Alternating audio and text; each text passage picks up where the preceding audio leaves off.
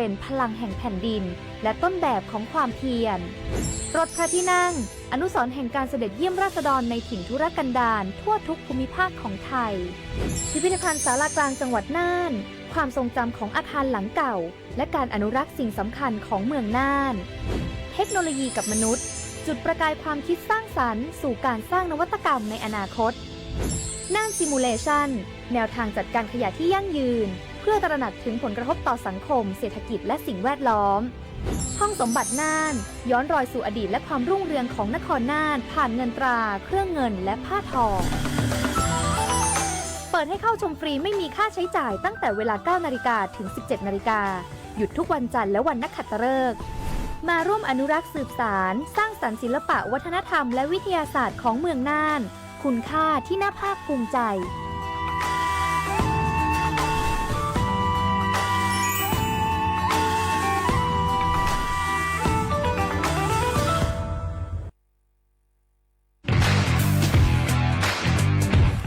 รัฐบาลไทยประกาศสงครามสแกมเมอร์รัฐบาลจึงได้ประกาศสงครามกับสแกมเมอร์ในฐานะที่สแกมเมอร์เป็นวาระแห่งชาติและในวันนี้ผมก็ได้ใช้โอกาสนี้มารายงานความคืบหน้าและเน้นย้ำถึงสิ่งที่เราต้องร่วมกันทำต่อไปรัฐบาลได้จัดตั้งคณะกรรมการอำนวยการป้องกันและปราบปรามอาชญากรรมทางเทคโนโลยีขึ้นมา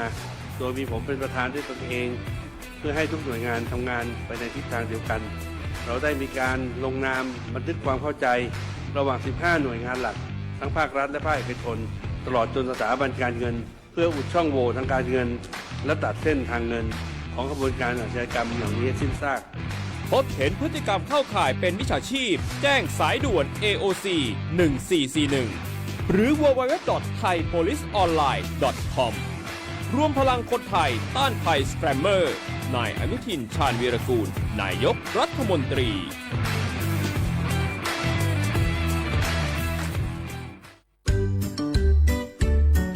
รักชาติไทยใส่ใจโลกนี่คำขวัญวันเด็กปีนี้นี่นาแล้วเราจะไปเล่นเต้นเที่ยวที่ไหนกันดีอะมาที่นี่เลยจ้าสถานีวิทยุกระจายเสียงแห่งประเทศไทยจังหวัดเชียงใหม่ขอเชิญน้องๆหนูๆร่วมงานวันเด็กแห่งชาติประจำปี 2569 ในวันเสาร์ที่ 10 มกราคม 2569 เวลาตั้งแต่ 8 โมงเช้าจนถึงเที่ยงกิจกรรมตอบคำถามเล่นเกมลุ้นรับของรางวัลมากมายแล้วพบกันนะคะ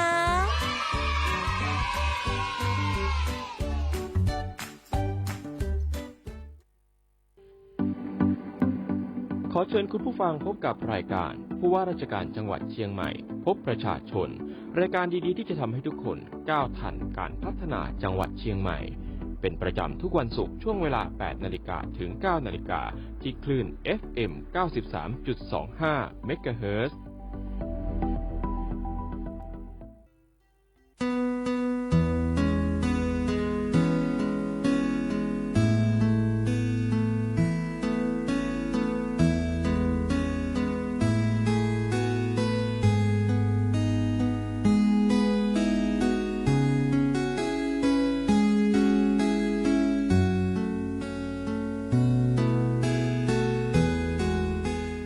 สวัสดีค่ะต้อนรับคุณผู้ฟังทุกท่านเข้าสู่ช่วงเวลาของรายการผู้ว่าราชการจังหวัดเชียงใหม่พบประชาชนต้องสวัสดีปีใหม่สำหรับคุณผู้ฟังทุกท่านนะคะที่กำลังติดตามรับฟังรายการกันอยู่ไม่ว่าจะเป็นทางสถานีวิทยุกระจายเสียงแห่งประเทศไทยจังหวัดเชียงใหม่นะคะหรือว่าจะเป็น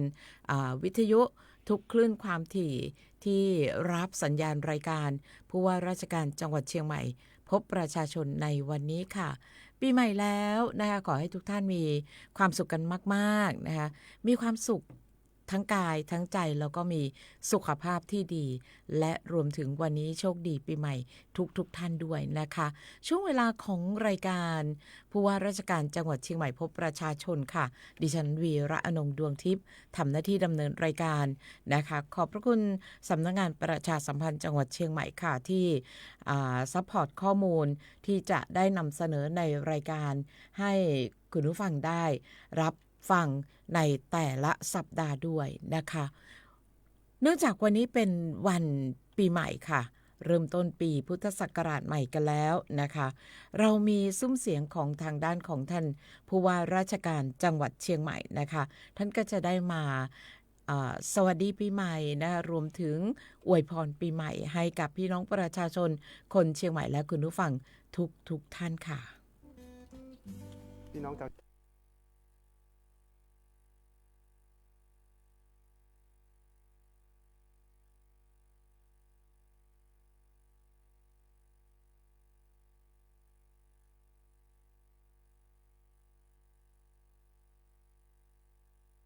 ขอจงโปรดดลบันดาลประทานพรเพื่อพ่อแม่พี่น้อง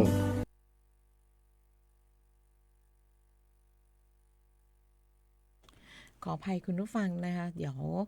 สักครู่ขออนุญาตแก้ไขสักครู่หนึ่งนะคะตอนทดสอบก็ยังมีซุ้มเสียงที่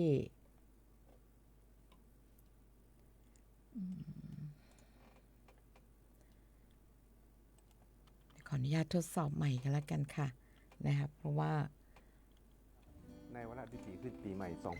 2569 กับผมขออาราธนาเป็นเสียงของท่านผู้ว่าราชการจังหวัดเชียงใหม่ค่ะที่พี่น้องชาวเชียงใหม่ให้พรปีใหม่สำหรับพี่น้องประชาชนคนเชียงใหม่นะคะแล้วก็คุณผู้ฟังที่กำลังติดตามรับฟังนะคะตอนนี้รู้สึกว่าเสียงจะมาเป็นปกติแล้วให้คุณผู้ฟังได้ติดตามค่ะพี่น้องชาวเชียงใหม่ที่ฮักครับในวาระพิธีขึ้นปีใหม่ 2569 กับผมขออาราธนาอำนาจของคุณพระศรีรัตนตรัยสิ่งศักดิ์สิทธิ์ทั้งหลายในสากลโลกพระบารมีของพระบาทสมเด็จพระเจ้าอยู่หัวสมเด็จพระนางเจ้าพระบรมราชินีพระบารมีของครูบาเจ้าศรีวิชัยวัดพระธาตุดอยสุเทพขอจงโปรดดลบันดาลประทานพรเพื่อพ่อแม่พี่น้องชาวเชียงใหม่และชาวไทยทุกท่านนะครับจงประสบแต่ความสุขความเจริญมีสุขภาพร่างกายและจิตใจที่แข็งแรงเข้มแข็งตลอดปี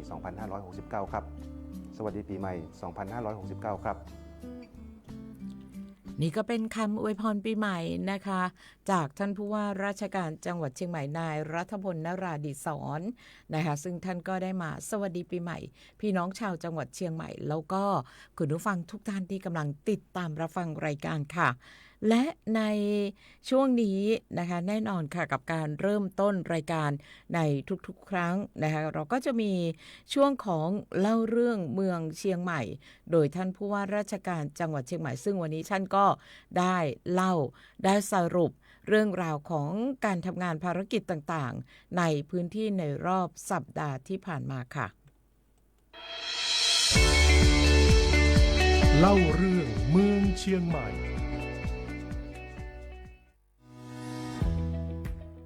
สวัสดีปีใหม่ 2569 ครับเล่าเรื่องเมืองเชียงใหม่วันนี้เริ่มต้นกันที่เรื่องมงคลนะครับจังหวัดเชียงใหม่จัดกิจกรรมสวดมนต์ข้ามปีเสริมสิริมงคลทั่วไทยส่งท้ายปีเก่าต้อนรับศักราชใหม่ 2569 ทั้ง 10 วัดพระอารามหลวงและวัดต่างๆทั่วเชียงใหม่เลยครับ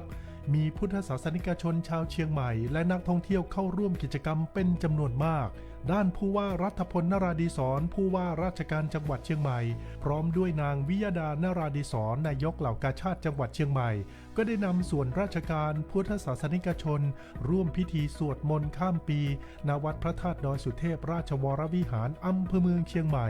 โดยมีพระธรรมเสนาบดีเจ้าคณะภาค 7และเจ้าอาวาสวัดพระธาตุดอยสุเทพเป็นประธานฝ่ายสงฆ์นะครับได้ร่วมกันน้อมนำธรรมะเจริญจิตภาวนาสร้างความสุขสงบทางใจอันจะนำไปสู่ความเป็นสิริมงคลแก่ตนเองครอบครัวและสังคมตลอดปี 2569 ครับส่วนเช้าวันขึ้นปีใหม่ที่บริเวณลานอนุสาวรีย์ครูบาเจ้าศรีวิชัยอำเภอเมืองเชียงใหม่ผู้ว่ารัฐพลนราดิศรพร้อมด้วยนายกเหล่ากาชาดจังหวัดเชียงใหม่ก็ได้นำคณะรองผู้ว่าหัวหน้าส่วนราชการประชาชนชาวเชียงใหม่และนักท่องเที่ยวร่วมกันทำบุญตักบาตรข้าวสารอาหารแห้งเนื่องในวันขึ้นปีใหม่เพื่อความเป็นสิริมงคลแก่ตนเองครอบครัวและสังคมโดยรวมนะครับโดยพระวิมลมุนีรองเจ้าคณะจังหวัดเชียงใหม่ผู้ช่วยเจ้าอาวาสวัดศรีโสดาได้นำพระภิกษุสงฆ์สามเณรจำนวน109รูปออกรับบิณฑบาตท่ามกลางอากาศที่หนาวเย็นแต่บรรยากาศก็อบอุ่นงดงามและเปี่ยมไปด้วยความศรัทธานะครับ ศาสตราจารย์นายแพทย์เกษมวัฒนชัยองคมนตรีในฐานะรองประธานกรรมการมูลนิธิเทพรัตน์เวชานุกูลได้เดินทางมาตรวจเยี่ยมและติดตามความคืบหน้าการดำเนินงานของโรงพยาบาลวัดจันทร์เฉลิมพระเกียรติ 80 พรรษาอำเภอกัลยาณิวัฒนาจังหวัดเชียงใหม่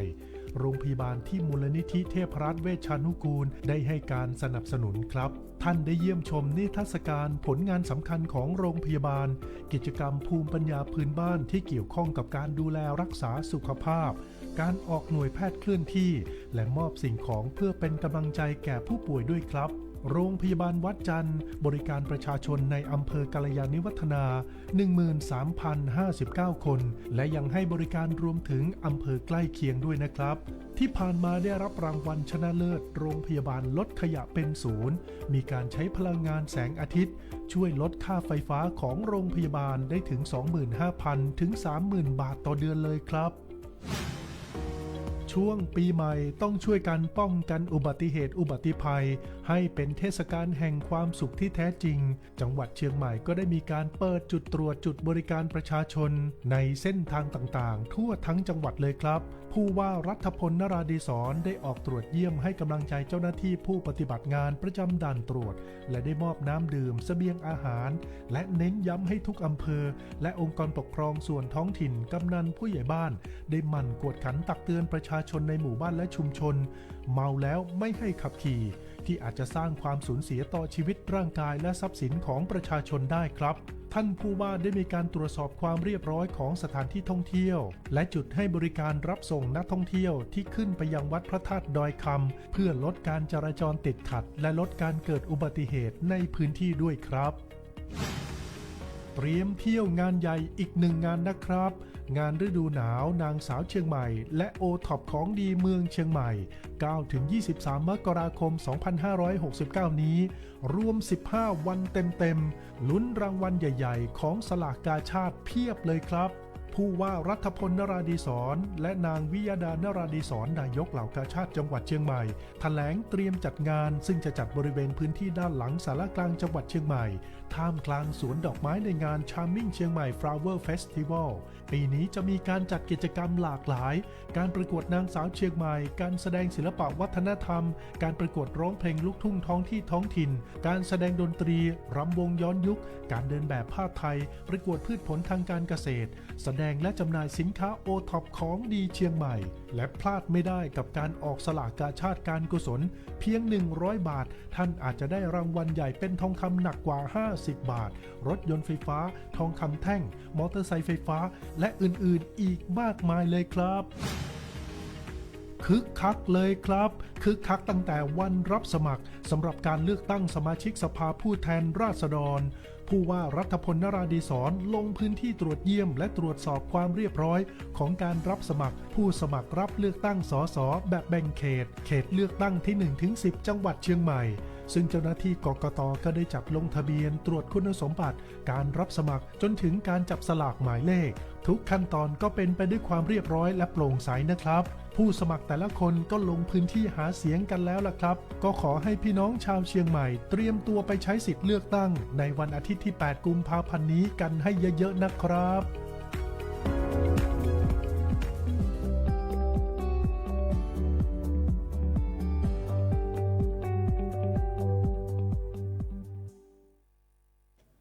และนี่ก็เป็นช่วงของเล่าเรื่องเมืองเชียงใหม่นะคะจากสำนักงานประชาสัมพันธ์จังหวัดเชียงใหม่ค่ะซึ่งก็ได้ผลิตนะคะช่วงเวลาดีๆช่วงเวลานี้มาให้พวกเราได้รับทราบกันนะคะในช่วงนี้ค่ะคุณผู้ฟังเรื่องแรกเลยนะคะกับช่วงของรายการผู้ว่าราชการจังหวัดเชียงใหม่พบประชาชนหลายท่านหลายคนถามถึงงานฤดูหนาวนะคะงานฤดูหนาวของจังหวัดเชียงใหม่จะมีเมื่อไหร่เขายังจะมีไหมปกติเนี่ยเราก็จะเห็นตั้งแต่ปลายเดือนธันวาจนถึงมกราคมแต่ว่าปีนี้ก็จะมีการปรับเปลี่ยนบ้างเล็กน้อยผู้ที่จะมาพูดคุยกับคุณผู้ฟังนะคะในเรื่องของการจัดงานฤดูหนาว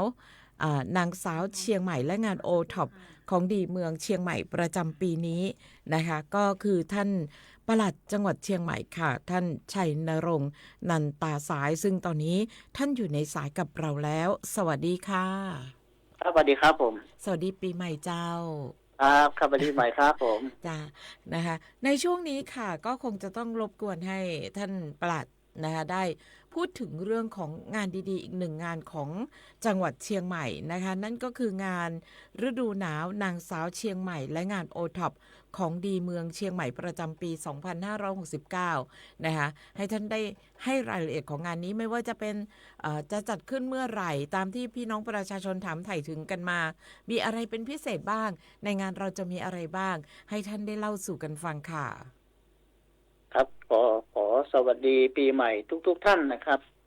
ที่รับฟังอยู่ทางบ้านนะครับผมได้รับมอบหมายจากท่านผู้ว่าราชการจังหวัดเชียงใหม่นะครับได้มาพูดคุยนะครับในเรื่องของการจัดงานนะครับที่ยิ่งใหญ่ของจังหวัดเชียงใหม่เป็นงานประจำปีคืองานฤดูหนาวนางสาวเชียงใหม่และงานโอท็อปของดี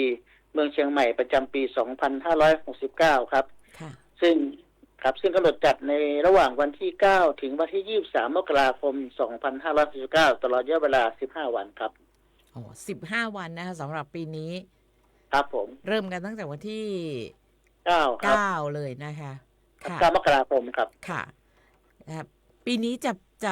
จะไม่เหมือนกับปีที่ผ่านๆมาก็คืองานฤดูหนาวเรานั้นจะเลื่อนมาจัดเดือนมกราคมภายในเดือนมกราคมซึ่งที่ผ่านๆมาก็จะเป็นคล่อมปีนะคะตั้งแต่ธันวาคมกลางๆหรือปลายเดือนแล้วก็ยาวมาถึงมกราคมแต่ว่าปีนี้อยู่ในเดือนมกราคมเลยตั้งแต่วันที่ 9 เป็นต้นไปช่วงนี้ก็อากาศยังหนาวอยู่นะครับค่ะอากาศหนาวอยู่แล้วก็อีกอย่างหนึ่งนะครับที่เราเลื่อนมานิดหนึ่งนั้นก็เนื่องจากว่าทางองค์การบริหารส่วนจังหวัดเชียงใหม่เขาได้จัดงานของซัมมิ่งเชียงใหม่อยู่ครับค่ะนะคะก็เลยแบ่งปันความหลากหลายให้กับพี่น้องประชาชนแล้วก็นักท่องเที่ยวกันไปในตัวเลยนะครับใช่ครับผมในงานนี้ค่ะท่านปลัดคะในปีนี้จะมีอะไรที่เป็นพิเศษบ้างคะคืองานจัดงานจำปีนั้นนะครับส่วนใหญ่แล้วครับเราจะจัดเป็นคล้ายๆว่างานของเราเนี่ยจะเปิดโอกาสนะครับให้หน่วยงาน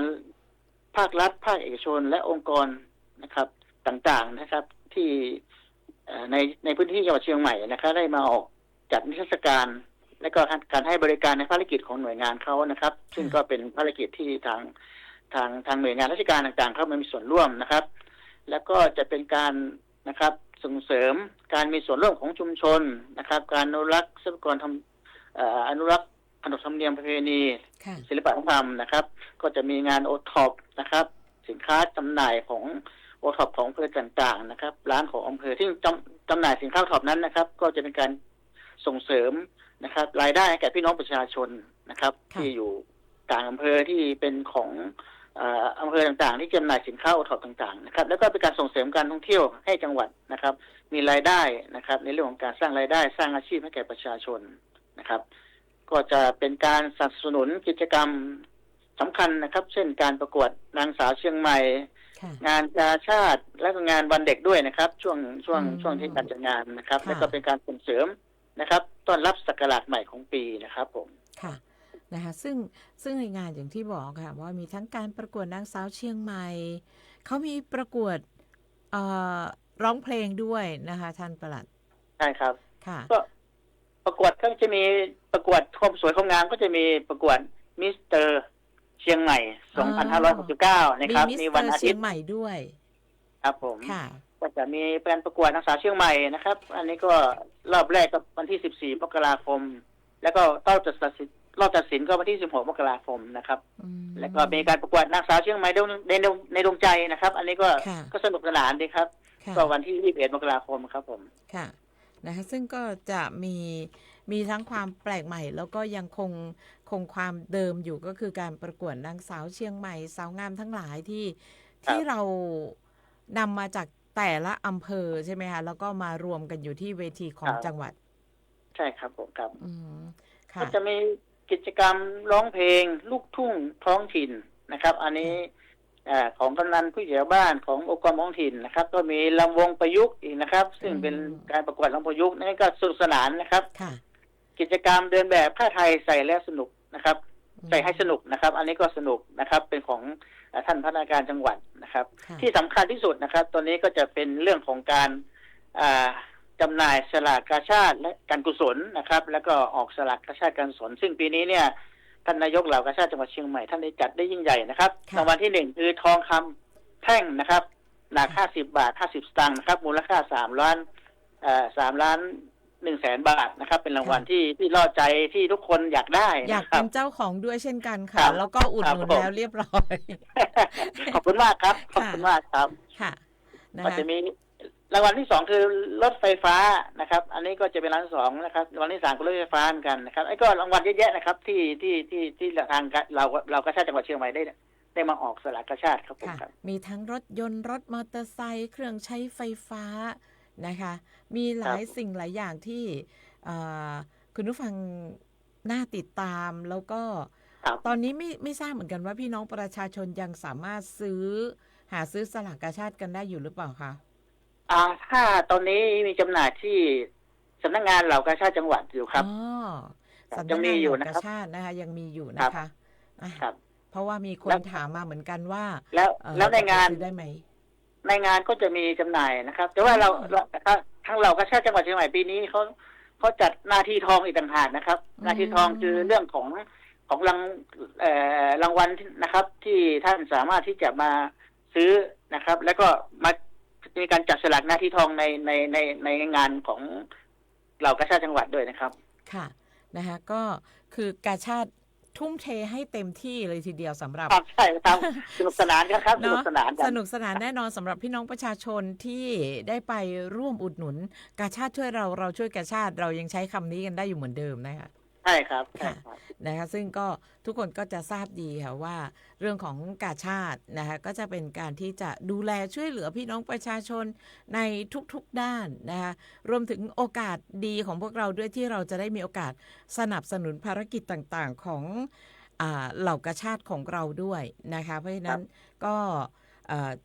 ส่งเสริมนะคะเชิญชวนให้ได้ไปอุดหนุนกันสำหรับสลากกาชาดที่มีรางวัลมากมายกันเลยทีเดียวนะคะยังหาซื้อได้ที่สำนักงานเหล่ากาชาดจังหวัดเชียงใหม่นะคะครับผมครับค่ะในด้านอื่นๆนะคะท่านประหลัดครับมีการดูแลควบคุมในเรื่องของราคาสินค้าเนี่ยที่เรามักจะเจอปัญหากันบ่อยๆครับของเราตั้งคณะกรรมการนะครับมีท่านพาณิชย์จังหวัดนะครับและคณะกรรมการส่วนราชการที่เกี่ยวข้องนะครับจะต้องตรวจนะครับตรวจราคาสินค้าจำหน่ายเกินราคาไม่ยังไงก็จะมีทุกวันนะครับในร้านเดินตรวจนะครับในเรื่องของร้านค้าต่างๆซึ่งร้านค้าที่มาจำหน่ายในภาคของเอกชนนั้นก็จะเป็นร้านค้าที่ดังๆในประเทศไทยนะครับอาหารอร่อยมีอาหารอร่อยมีเสื้อผ้ามีอะไรจำหน่ายนะครับแล้วก็กิจกรรมหนึ่งที่จะต้องน่าสนใจคือทุกวันก็จะมีเขาเรียกว่าคอนเสิร์ตนะครับซึ่งจะมีนักร้องบันเทิงก็มีบันเทิงครับครับผมนะคะภาคบันเทิงก็จะได้คัดสรรศิลปินต่างๆนานาเพื่อที่จะมาส่งมอบความสุขให้กับพี่น้องประชาชนด้วยครับผมค่ะนะคะมีทั้งเรื่องของอาหารของใช้เครื่องเล่นผ้าใช่จะมีโซนที่เป็นเครื่องเล่นสำหรับเด็กๆด้วยนะคะมีโชว์นิทรรศการจากหน่วยงานองค์กรต่างๆยังมีไหมครับปีนี้มีครับมีเหมือนเดิมครับค่ะนะคะก็ยังมีเหมือนเดิมสำหรับนิทรรศการต่างๆของหน่วยงานองค์กรต่างๆในพื้นที่จังหวัดเชียงใหม่เราบางที่เนี่ยมาจากไกลเลยนะท่านประหลัดครับต่างอำเภอไกลๆเขาก็มานะคะมาร่วมที่จะแสดงของดีบ้านเขาอะใช่ไหมครับมาหลายกระทรวงนะครับกระทรวงเกษตรก็มานะครับเรื่องของการประกวดของเกษตรนะครับเช่นผลิตผลทางเกษตรนะครับแล้วก็ปศุสัตว์อย่างนี้ครับมีการประกวดด้วยนะครับที่เขาจัดงานในบริเวณงานครับค่ะนะคะก็ ถือว่าเป็นความหลากหลายแล้วก็ความยิ่งใหญ่แน่นอนกับการตั้งอกตั้งใจนะคะที่จะจัดให้มีงานดีๆงานนี้นั่นก็คืองานฤดูหนาวนางสาวเชียงใหม่และงานโอท็อปของดีเมืองเชียงใหม่ประจำปี 2569 เริ่มวันที่ 9 นี้แล้วนะคะวันที่ 9 ที่จะถึงวันศุกร์หน้าครับผมค่ะวันศุกร์หน้าก็จะเริ่มแล้วนะคะนอกจากนี้มีอะไรที่จะเพิ่มเติมสำหรับในเรื่องของงานฤดูหนาวไหมคะครับงานฤดูหนาวจัดขึ้นเพื่อความสุขของพี่น้องประชาชนชาวเชียงใหม่และก็นักท่องเที่ยวนะครับที่มาเยี่ยมเชียงใหม่แล้วก็ได้มาเที่ยวงานฤดูหนาวนะครับซึ่งเราจะมีกิจกรรมที่ให้พี่น้องประชาชนถ้ามีส่วนร่วมนะครับแล้วก็มาชมนะครับแล้วก็มาซื้อนะครับในงานซึ่งตลอดทั้งงานนี้เรามีเจ้าหน้าที่นะครับดูแลในความสะดวกและก็ดูแลเรื่องความปลอดภัยของพี่น้องประชาชนนะครับเราได้มีเรื่องของจัดชุดเจ้าหน้าที่ตำรวจฝ่ายปกครองนะครับแล้วก็จะมีทางสาธารณสุขนะครับซึ่งอำนวยความสะดวกแล้วก็มีการดูแลพี่น้องประชาชนในงานด้วยนะครับก็ตลอดงานนะครับท่านมั่นใจได้นะครับว่าพวกเราจะดูแลท่านในงานนะครับค่ะก็คำนึงถึงความปลอดภัยนะคะในเรื่องของสุขภาพนะดูแลความเรียบร้อยทุกอย่างก็จะสบายใจนะสำหรับคนที่จะมาเที่ยวงานฤดูหนาวบ้านเราเนี่ยก็จะสบายใจมากขึ้นว่าทางจังหวัดเองก็ไม่ได้ละเลยหรือว่ายังคงที่จะดูแลในเรื่องของความปลอดภัยในทุกๆด้านนะคะเรื่องของการพยาบาลเรื่องของการดูแลผู้ที่เข้ามาเที่ยวงานของเรานะเพราะฉะนั้นสบายใจค่ะคุณผู้ฟังพี่น้องประชาชนทั้งหลายงานฤดูหนาวเราก็ยังคงเป็นอีก1 ปีที่ยิ่งใหญ่แล้วก็ครบถ้วนครบวงจรกันเลยทีเดียวนะคะในการที่จะส่งมอบความสุขให้กับพี่น้องประชาชนคนเชียงใหม่เองหรือว่าทุกท่านที่ไม่ว่าจะมาจากที่อื่นที่ไกลนักท่องเที่ยวก็สามารถที่จะไปเที่ยวงานนี้กันได้นะคะย้ำอีกครั้งหนึ่งงานฤดูหนาวบ้านเราจัดวันที่เท่าไหร่นะคะ9 ถึง ที่23ครับ23 มกราคม9 ถึง 23 มกราคมเลยนะคะค่ะนะคะก็ไปสะดวกวันไหนก็สามารถที่จะไปเที่ยวได้มีทั้งกลางวันกลางคืนนะคะท่านปลัดครับก็กลางวันก็มีนะครับเช่นวันเด็กนะครับวันเด็กนี้ก็จะมีการกิจกรรมให้วันเด็กทั้งกลางตอนกลางวันนะครับกลางคืนก็เริ่มตั้งแต่ประมาณ6 โมงเย็นก็มาเที่ยวกันได้นะครับเพราะว่าเราก็ถึงเที่ยงคืนนะครับกิจกรรมก็หยุดทุกกิจกรรมนะครับนะคะเราก็ปฏิบัติตามกฎด้วยนะคะกฎระเบียบบ้านเราก็ยังคงต้องรักษาแล้วก็ดูแลค่ะมีอะไรที่จะส่งท้ายเชิญชวนให้คุณผู้ฟังได้ไปเที่ยวงานของเราค่ะครับก็ส่งท้ายนี้นะครับก็เนื่องจากว่าเริ่มศักราชปี 2519 นะครับก็ขอให้ทุกท่านนะครับจงมีแต่ความสุขความเจริญคิดสิ่งหนึ่งสิ่งใดก็ขอสมมุ่งมั่นปรารถนาทุกประการตลอดปี 2569 นะครับและก็อย่าลืมนะครับมาเที่ยวงานฤดูหนาวนางสาวเชียงใหม่และโอท็อปของดีเมืองเชียงใหม่ประจำปี 2569 กันด้วยครับค่ะวันนี้ขอบพระคุณท่านปลัดจังหวัดมากๆนะคะเราจะได้คุยกันในโอกาสต่อไปสวัสดีค่ะครับสวัสดีครับผมครับค่ะและนั่นก็เป็นเสียงจากท่านปลัดจังหวัดเชียงใหม่นะคะนายชัยนรงค์นันตาสายซึ่งท่านก็จะได้มาคุยถึงเรื่องของการจัดการฤดูหนาวนางสาวเชียงใหม่และโอท็อปของดีเมืองเชียงใหม่ครบถ้วนเลยทีเดียวนะคะสำหรับในงานฤดูหนาวที่เราได้ถามไถ่ท่านปลัดจังหวัดเชียงใหม่กันไว้ในช่วงนี้นะคะซึ่งก็ถือว่าเป็นอีก1 งานดีๆแล้วก็มีขึ้นเป็นประจำในทุกๆปีนะคะที่จะได้ให้ทุกท่านนะคะได้ไปเที่ยวไปชมกันแล้วก็อย่างที่ท่านปลัดจังหวัดได้บอกกันนะคะว่าครบวงจรจริงๆสำหรับเรื่องของงานฤดูหนาวนางสาวเชียงใหม่แล้วก็โอท็อปของดีเมืองเชียงใหม่นะคะซึ่งก็ถือว่าเป็นอีก1 งานวันนี้ท่านได้เริ่มต้นกับเราที่เรื่องของอากาศนะคะคุณผู้ฟังท่านปลัดจังหวัดก็บอกว่าวันนี้อากาศยังคงเย็นอยู่ถือเป็นความโชคดีแล้วก็ต้อนรับนักท่องเที่ยวได้ดีมากกันเลยทีเดียวนะคะที่อากาศเย็นต่อเนื่องไม่ตกลงไปเลยนะคะแล้วก็มีความรู้สึกว่าเย็นเพิ่มขึ้นด้วยนะคะซึ่ง ติดตามการรายงานอากาศจากศูนย์อุตุนิยมวิทยาภาคเหนือวันนี้นะคะเช้าวันนี้ได้มีการรายงานในเรื่องของลักษณะอากาศทั่วไปภาคเหนือก็มีอากาศเย็นถึงหนาวมีหมอกในตอนเช้าอุณหภูมิก็จะลดลงอีกนะคะคุณผู้ฟัง 1-2 องศาเซลเซียสเนื่องจากบริเวณความกดอากาศสูงหรือมวลอากาศเย็นกำลังปานกลางถึงค่อนข้างแรงระลอกใหม่จากประเทศจีนค่ะได้แผ่ลงมาปกคลุมประเทศเวียดนามตอนบนแล้วก็ประเทศลาวแล้ว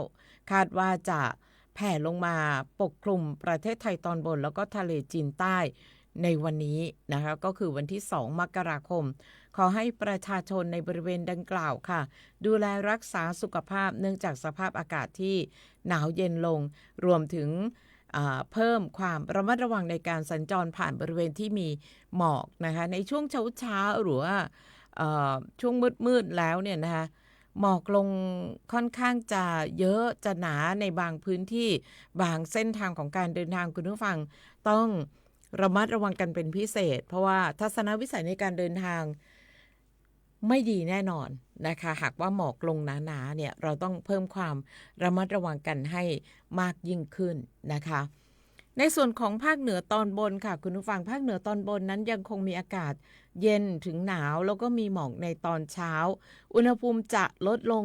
1-2 องศาเซลเซียสนะคะซึ่งวันนี้ยอดดอยอากาศยังคงหนาวถึงหนาวจัดนะคะอุณหภูมิต่ำสุดอยู่ที่ 4-9 องศาเซลเซียสค่ะจังหวัดเชียงใหม่บ้านเราอุณหภูมิต่ำสุดอยู่ที่17 องศานะคะแล้วก็สูงสุด31 องศาค่ะคือในช่วงเช้ามืดเลยในช่วงเช้าเนี่ยอากาศจะค่อนข้างจะเย็นนะครับแต่พอบ่ายไปแล้วเนี่ยอากาศก็จะอุ่นนะคะถึงร้อนนะเพราะฉะนั้นเรื่องของอากาศบ้านเรายังคงเปลี่ยนแปลงนะคะแปรปรวนคุณผู้ฟังต้องระมัดระวังนะคะในเรื่องของการดูแลรักษาสุขภาพร่างกายกันด้วยนะคะซึ่งในช่วงนี้นะคะเราคุยกันถึงเรื่องของอากาศบ้านเราแล้วคุยถึงเรื่องของงานดีๆต่างๆที่มีขึ้นในจังหวัดเชียงใหม่นั่นก็คืองานฤดูหนาวนางสาวเชียงใหม่และงานโอท็อปของดีเมืองเชียงใหม่กันนะคะในช่วงต่อไปค่ะช่วงนี้เป็นอีกหนึ่งช่วงที่เราจะต้องมีการติดตามนะคะสถานการณ์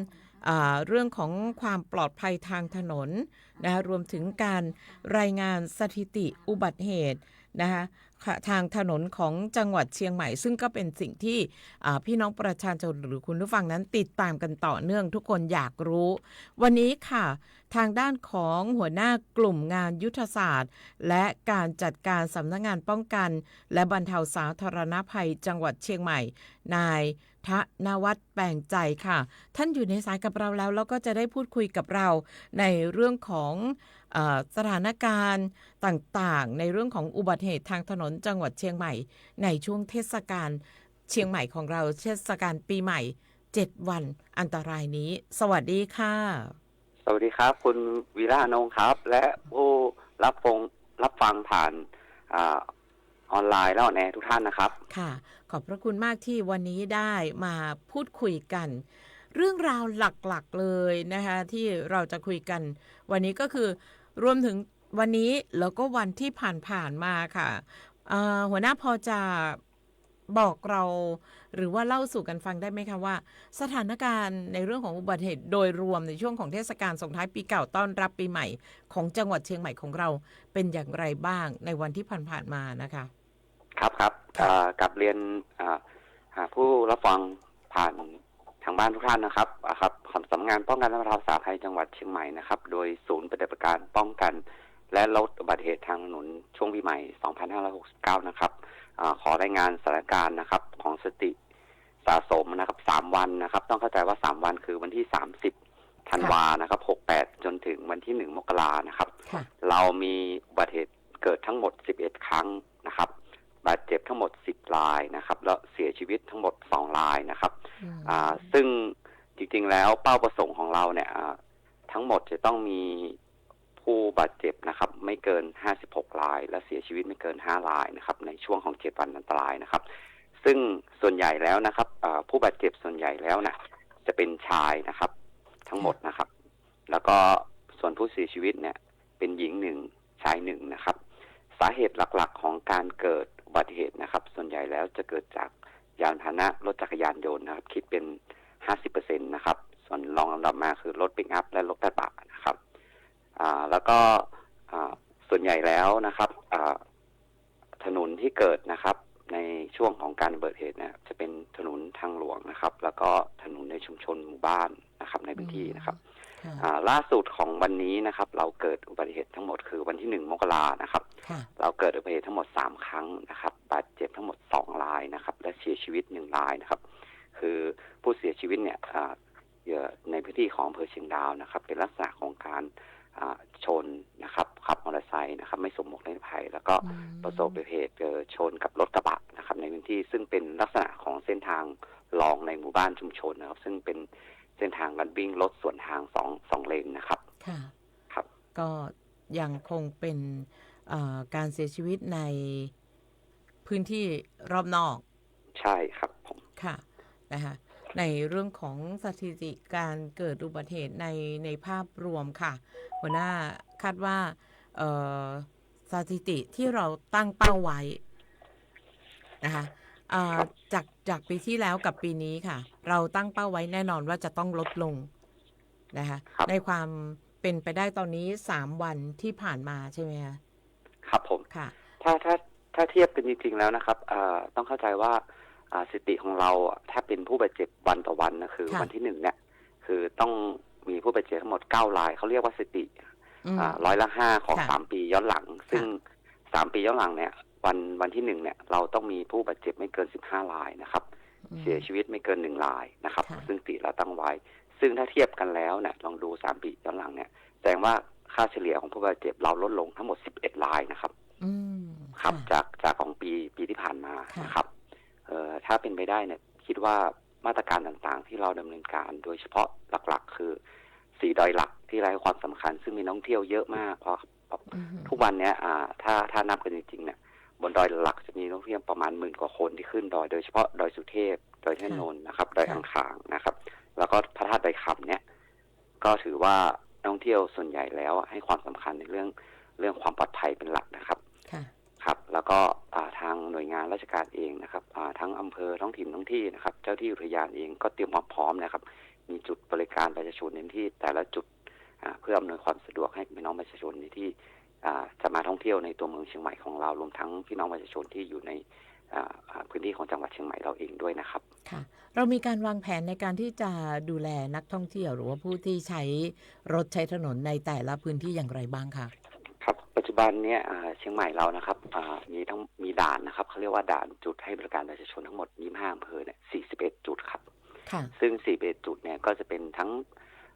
ถนนสายหลักสายรองนะครับที่ทางอำเภอเขาดำเนินการแล้วเราจะมีด่านชุมชนนะครับขององค์การปกครองส่วนท้องถิ่นในพื้นที่ทั้งหมดอีก200 กว่าแห่งนะครับที่คอยอำนวยความสะดวกคือเขาเรียกว่าเป็นด่านที่คอยป้องปรามพี่น้องประชาชนนะครับให้ลดความเสี่ยงในการที่จะเกิดอุบัติเหตุในพื้นที่ของตัวเองนะครับก็คือด่านที่อยู่ในหมู่บ้านตำบลด่านคัดกรองเลยก็แล้วกันใช่ครับด่านคัดกรองค่ะส่วนมาตรการเสริมของจังหวัดคือที่ข้อสั่งการของท่านผู้ว่าเองนะครับโดยท่านผู้ว่ามีความห่วงใยในเรื่องอุบัติเหตุที่เกิดขึ้นในช่วงปีใหม่เนี่ยท่านก็มีข้อสั่งการเน้นให้เราสนที่กำลังทั้งหมดเนี่ยเข้มงวดในเรื่องจุดตรวจจุดสกัดในพื้นที่ที่มีความล่อแหลมนะครับที่มีพฤติกรรมเสี่ยงโดยเฉพาะอำเภอที่มีผู้สูญเสียเนี่ยก็เพิ่มความเข้มงวดขึ้นนะครับรวมทั้งนะครับห้ามจำหน่ายแอลกอฮอล์ให้กับเด็กอายุต่ำกว่า20 ปีนะครับเพราะว่าบุคคลเหล่านี้เป็นกลุ่มที่มีพฤติกรรมเสี่ยงนะครับถ้าเกิดความประสบอุบัติเหตุหรือมีการเสียชีวิตต้องมีการสอบสวนนะครับว่าคุณซื้อขาย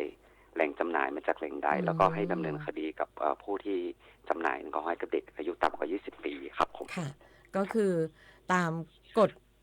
ที่เราได้ประกาศใช้กันมานะคะก็จะมีทั้งห้ามจำหน่าย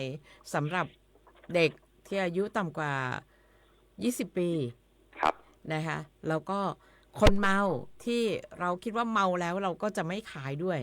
ใช่อันนี้ก็เป็นเรื่องสำคัญแล้วจริงๆก็จะเป็นสาเหตุ หลักๆเลยค่ะหัวหน้าคะการเกิดอุบัติเหตุในแต่ละครั้งส่วนมากก็จะมีความมึนเมาผสมผสานกันมาตลอดใช่ครับแล้วก็เป็นเรื่องของความเร็วด้วยครับเพราะว่าทุกวันนี้ส่วนใหญ่แล้วเราที่ประสบอุบัติเหตุส่วนใหญ่ก็คือต้องพูดได้3 ปัจจัยหลักที่ก่อให้เกิดการสูญเสียในชีวิตและทรัพย์สินของพี่น้องประชาชนในเรื่องอุบัติเหตุเนี่ยส่วนใหญ่เรื่องคนครับคนก็คือผู้ขับขี่ของเราเนี่ย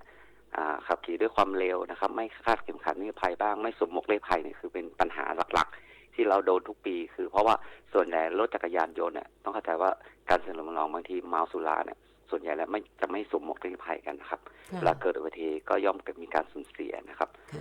ปัจจัยที่2คือเรื่องรถนะครับเรื่องรถเนี่ยต้องเข้าใจว่าบุคคลที่ขับขี่รถบางที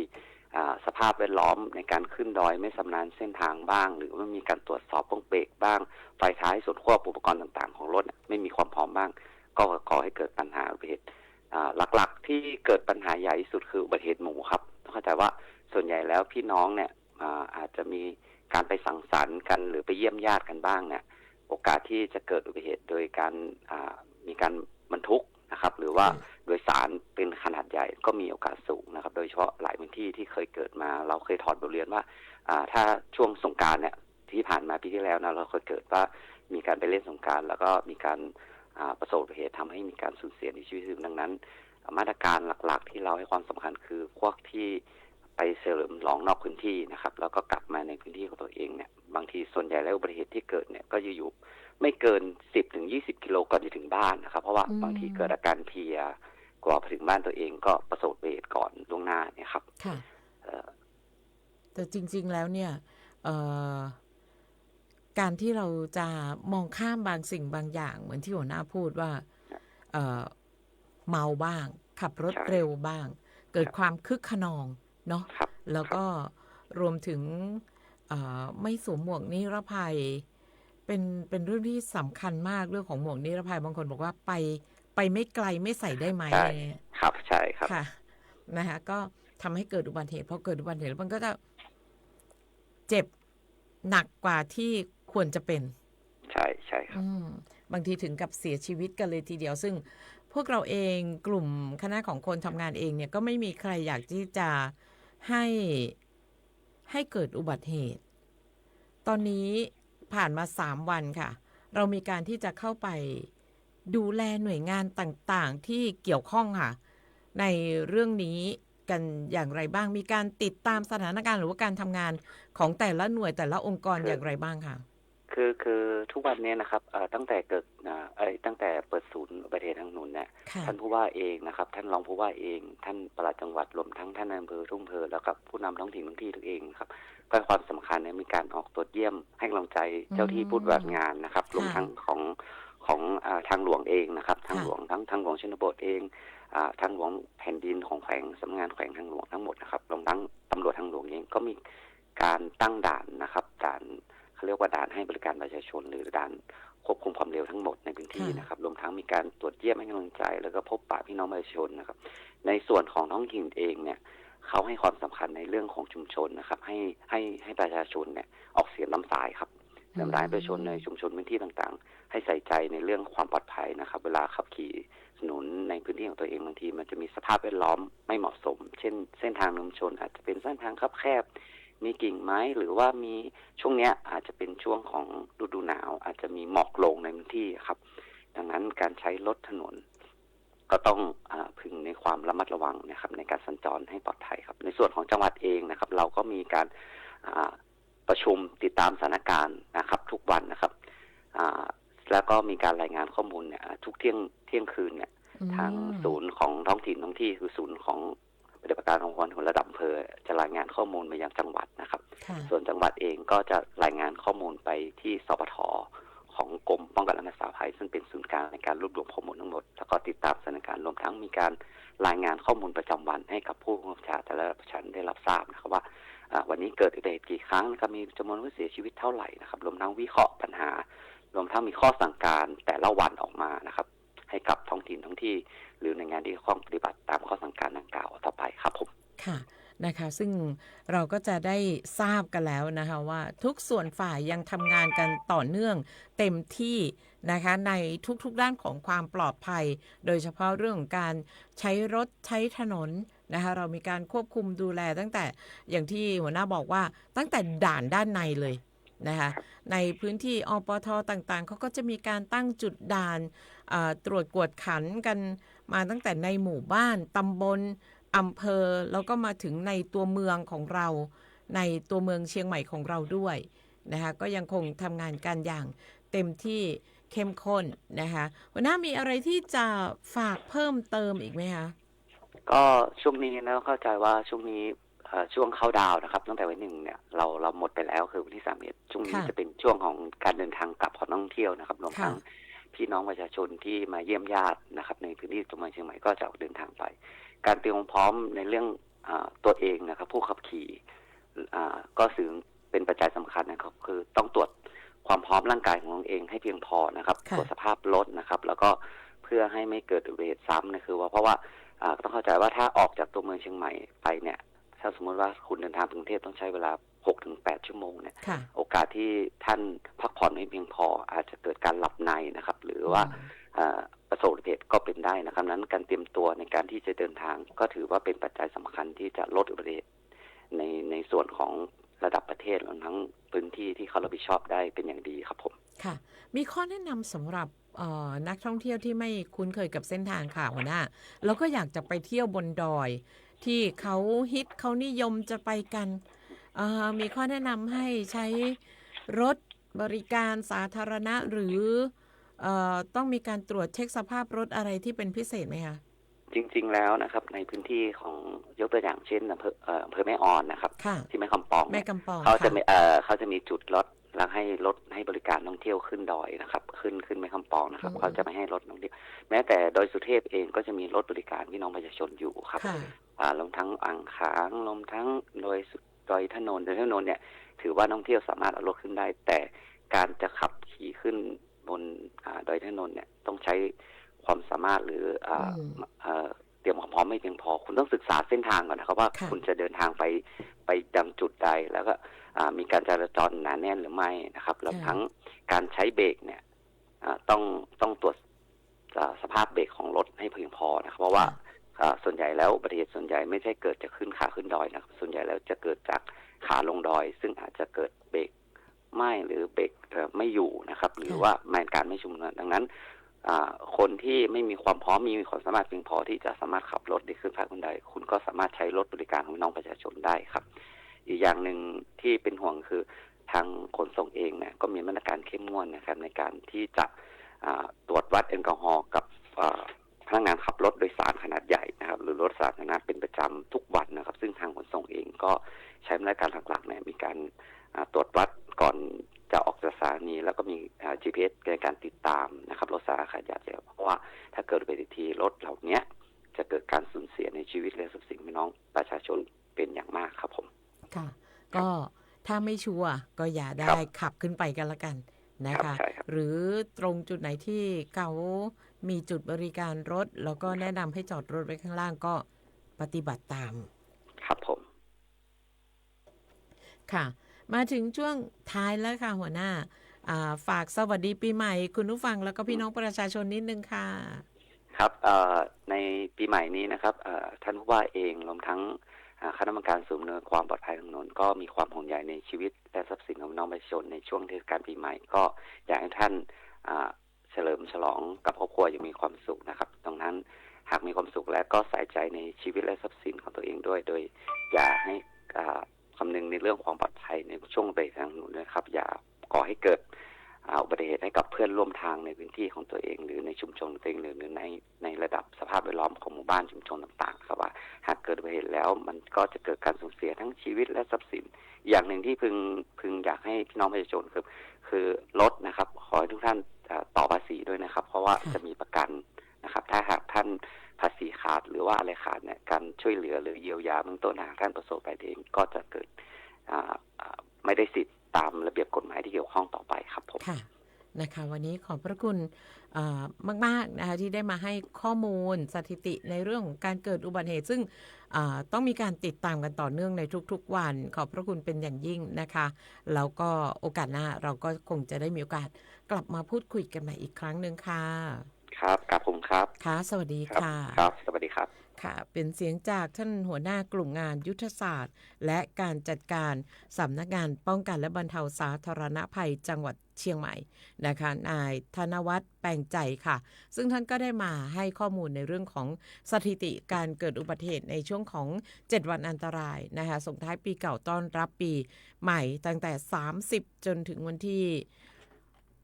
5นะคะจนถึงวันที่5ซึ่งก็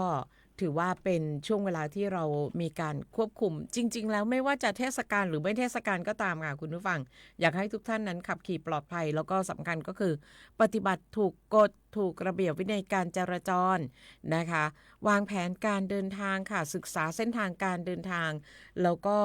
เตรียมความพร้อมทั้งรถทั้งคนขับแล้วก็ผู้โดยสารก็เป็นส่วนสำคัญด้วยนะคะขับขี่ไม่ว่าจะเป็นระยะใกล้ระยะไกลนะคะขับขี่มอเตอร์ไซค์ใส่หมวกกันน็อกค่ะใครขับรถยนต์ก็คาดเข็มขัดนิรภัยนะคะนี่ก็จะเป็นสิ่งหนึ่งที่จะช่วยเซฟเราตั้งแต่ขั้นต้นเลยนะคะอันนี้ก็เป็นความห่วงใยที่ให้กับคุณผู้ฟังทุกท่านนะคะขอบคุณคุณผู้ฟังที่ติดตามรายการนะคะทาง Facebook Live ที่เพจของสวท.เชียงใหม่ PRD คุณผู้ฟังสามารถที่จะไปติดตามชมย้อนหลังได้นะคะคุณต้นน้ำปรมินทร์นิระโสนะคะคุณจัญญาสังขนนท์ค่ะคุณณภศรภูตระกูลนะคะคุณพงศักดิ์สันติธารายนนะคะคุณมีแอร์แลเชอร์นะคะคุณอาโชมาเยอะนะคะคุณสมคิดนะคะเสียงดังฟังชัดครับขอบคุณมากค่ะนะคะคุณมิยูนะคะคุณจำลองนะคะสวัสดีปีใหม่เจ้าท่านผู้ว่าราชการจังหวัดเชียงใหม่นะคะแล้วก็ขอให้ท่านและครอบครัวมีความสุขภาพแข็งแรงนะคะแล้วก็โชคดีตลอดปีตลอดไปนะคะเป็นคำอวยพรจากพี่น้องประชาชนให้กับท่านผู้ว่าราชการจังหวัดเชียงใหม่ด้วยทักทายคุณสิทธิชัยคำปันค่ะคุณสุคนนะคะก็ขอบคุณทุกท่านเลยจริงๆที่ติดตามรับฟังรายการนะคะแล้วก็ส่งมอบความปรารถนาดีให้แก่กันและกันวันนี้เป็นวันที่พิเศษ2 มกราคมรอบนี้วันนี้มีการออกผลนะคะผลสลากกินแบ่งรัฐบาลวันนี้หวยออกนะขอให้ทุกท่านโชคดีทุกท่านเลยก็แล้วกันเราร่ำรวยต้อนรับปีพุทธศักราชใหม่นะคะก็อยากให้ทุกท่านโชคดีอยากให้ทุกท่านมีความสุขอยากให้ทุกท่านมีสุขภาพที่แข็งแรงใครไปเที่ยวที่ไหนปฏิบัติถูกกฎด้วยแล้วก็สำคัญก็คือดูแลสุขภาพร่างกายของคุณผู้ฟังทุกท่านด้วยนะคะฝากกันไว้ด้วยความห่วงใยสำหรับคุณผู้ฟังทุกท่านผ่านรายการผู้ว่าราชการจังหวัดเชียงใหม่พบประชาชนนะซึ่งคุณผู้ฟังสามารถที่จะติดตามกันได้ทุกเช้าวันศุกร์ 8 โมงเช้าหลังเคารพธงชาติค่ะอยู่กันมาจนถึง 9 นาฬิกานะซึ่งในช่วงนี้ดิฉันวีระอนงดวงทิพย์ทำหน้าที่ดำเนินรายการนะคะก็หลายคนอาจจะคุ้นเคยกับเสียงน้องโรตีเมทัศน์แจ่มศรีแต่ว่าตอนนี้น้องโรตีไปปฏิบัติราชการอยู่ที่ส่วนกลางกันอยู่นะคะชั่วคราวแล้วก็กลับมาเมื่อไหร่เราก็จะส่งมอบรายการกลับกันไปนะคะให้กับน้องโรตีแต่ว่าช่วงนี้อยู่กับดิฉันวีระอนงดวงทิพย์กันไปก่อนค่ะขอบคุณทุกท่านที่ติดตามรับฟังรายการนะคะสวัสดีปีใหม่และโชคดีปีใหม่ทุกท่านค่ะสวัสดีค่ะ